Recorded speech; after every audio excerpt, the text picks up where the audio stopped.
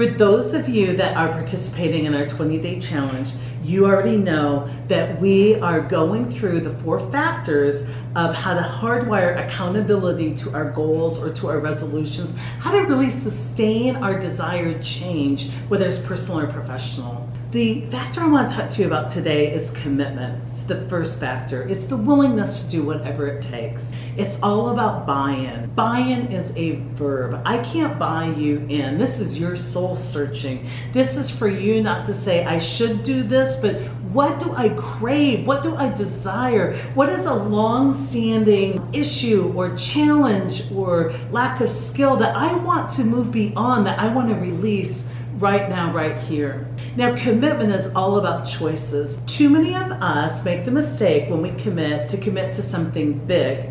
I want you to focus, once you've identified where you want to improve, on the small choices. These things are won or lost a small choice at a time, not a big decision. It is the 50 times a day that you choose to step up and have integrity with what you set as your goal or step down. I want you to get in touch with the subtle movement of, is this behavior taking me closer or farther away? Is it helping? Is it hindering? And just notice what your commitment level's like multiple times throughout the day. Secondly, I want you to know that you will screw this thing up, but only daily, okay? Just accept it.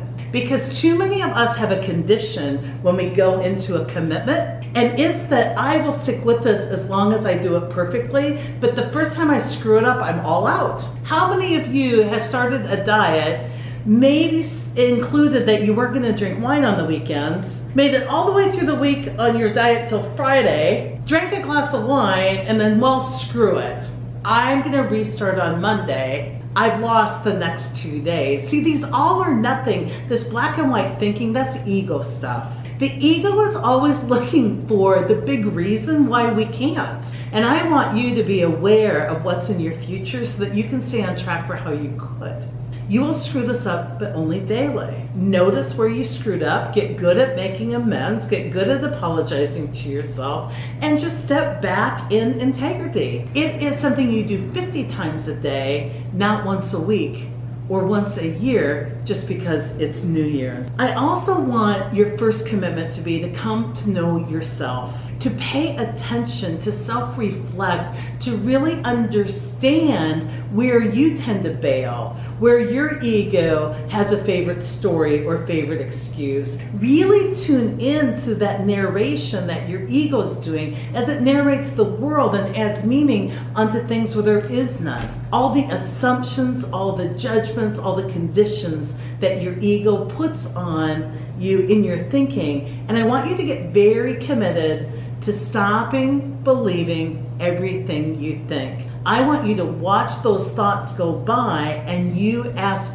you whether it's true. I had a glass of wine on Friday. I ruined my diet. I need to start over on Monday. Ask yourself, is that really true?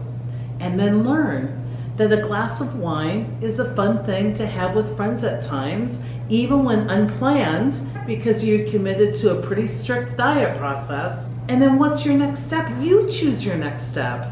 Perhaps it's simply to take a longer walk the next morning to compensate for a few calories of fun with your friends the night before.